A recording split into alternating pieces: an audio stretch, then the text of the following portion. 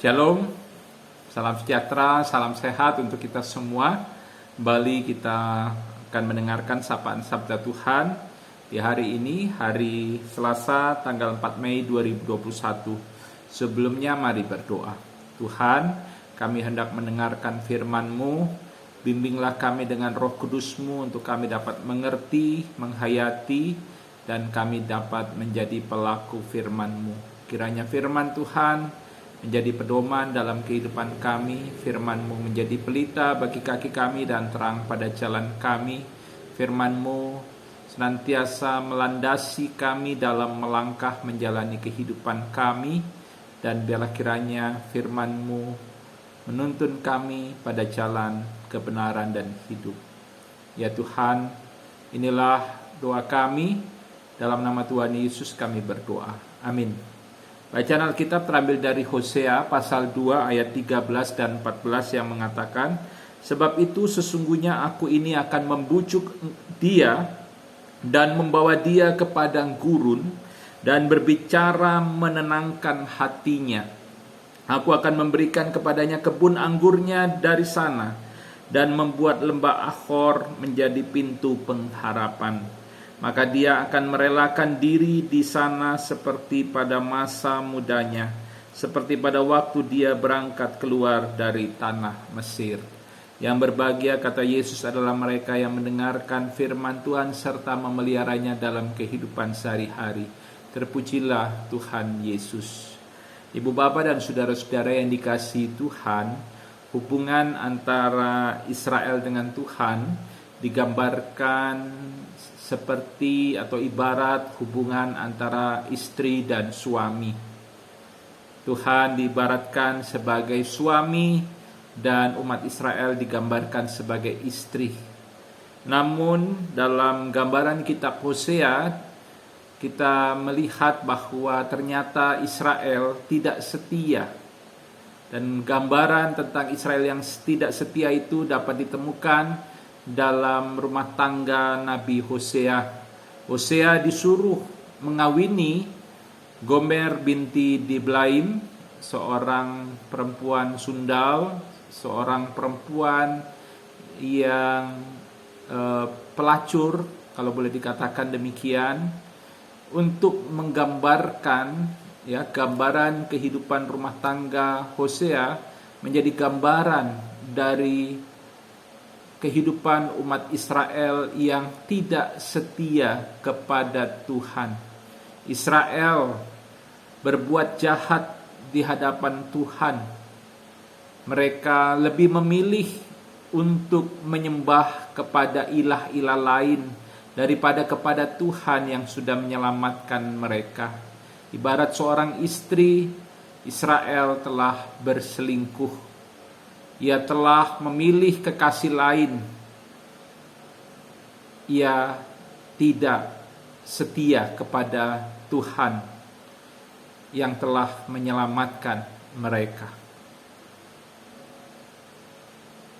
Namun, kalau kita membaca Hosea pasal 2 ayat 13 dan 14, di sini kita menemukan bahwa walaupun Israel tidak setia kepada Tuhan, tapi Tuhan tetap mengasihi Israel. Di ayat 13 dikatakan bahwa Tuhan berusaha untuk membujuk Israel untuk kembali kepadanya.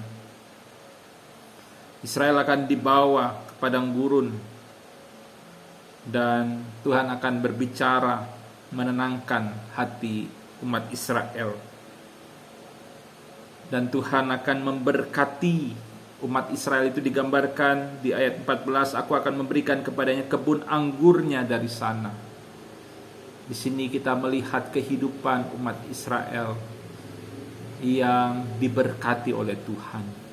Di sini kita melihat kesetiaan Tuhan, kasih dan cinta Tuhan yang tiada berkesudahan. Walaupun umat Israel tidak setia, walaupun umat Israel telah berbuat jahat, berbuat dosa, membalas kebaikan Tuhan dengan kejahatan, tetapi Tuhan tetap setia kepada Israel.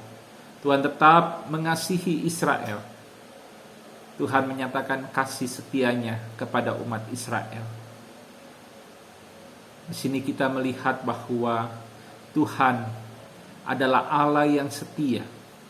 Walaupun umat Israel sebagai mempelai perempuan tidak setia, namun Tuhan adalah Allah yang setia.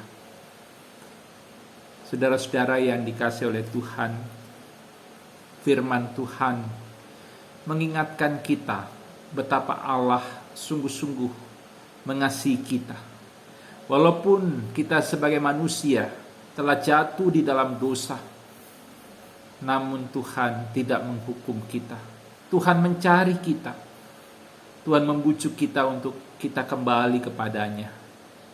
Dan itu nyata ketika Tuhan Yesus datang ke dunia. Tuhan Yesus datang untuk mencari kita yang hilang, yang sesat, yang berdosa. Dan kita dibawa kembali kepada Tuhan Allah. Demikian kita menghayati betapa besar kasih setia Allah, cinta kasih Allah kepada kita sebagai manusia yang berdosa. Dan oleh karena itu, menghayati cinta kasih Allah yang tak berkesudahan, menghayati kasih setia Tuhan yang tak pernah ada habisnya, baiklah kita belajar untuk hidup mengabdi kepada Tuhan, menyembah kepada Tuhan, beribadah kepada Tuhan, menyerahkan kehidupan kita hanya kepada Tuhan, dan menghayati kasih setia Tuhan dan cinta kasih-Nya yang tak berkesudahan. Mari kita tetap hidup dalam kesetiaan kepada Allah. Kita tetap berusaha untuk mengasihi Allah yang telah lebih dahulu mengasihi kita. Kita boleh menanggalkan perbuatan-perbuatan jahat. Kita tinggalkan segala hal yang jahat dan tidak berkenan di hadapan Tuhan. Kita tanggalkan kehidupan kita sebagai manusia lama, dan kita boleh mengenakan manusia yang baru. Manusia yang hidup memuliakan Tuhan dan juga menjadi berkat bagi kehidupan sesama. Biarlah kiranya kita boleh wujud nyatakan cinta kasih dan kasih setia Allah di sepanjang hidup kita. Tuhan memberkati kita. Amin. Mari berdoa. Terima kasih Tuhan, kami sudah mendengarkan firman-Mu. Kami bersyukur untuk cinta kasih-Mu dan kasih setia-Mu yang tak pernah ada habisnya, yang tak pernah berkesudahan. Biarlah kiranya kami membalas cinta kasih-Mu dan kasih setia-Mu dengan kami hidup setia kepada Tuhan, beribadah kepada Tuhan. Kami boleh mengabdi kepada Tuhan, menyerahkan kehidupan sepenuhnya kepada Tuhan. Kami boleh menanggalkan segala yang jahat, segala yang tidak berkenan di hadapan Tuhan. Dan kami belajar untuk bersyukur atas keselamatan yang Tuhan anugerahkan. Kami belajar juga untuk mengasihi Tuhan yang telah lebih dulu mengasihi kami. Kuatkan iman percaya kami, kiranya Roh Kudus-Mu memampukan kami untuk mewujud nyatakan cinta kasih Allah dan kasih setia Allah kepada kami. Kami boleh wujudkan itu lewat sikap, perilaku, hidup, dan perbuatan serta tutur kata kami. Berkati kami di sepanjang hari ini. Tuhan berjalan bersama kami. Biarlah kami boleh memuliakan nama Tuhan di sepanjang hidup yang kami jalani. Inilah doa kami Tuhan. Doa ini kami peralaskan dalam nama Tuhan Yesus Kristus, Tuhan dan Juru Selamat kami. Amin. Shalom, Tuhan Yesus memberkati kita.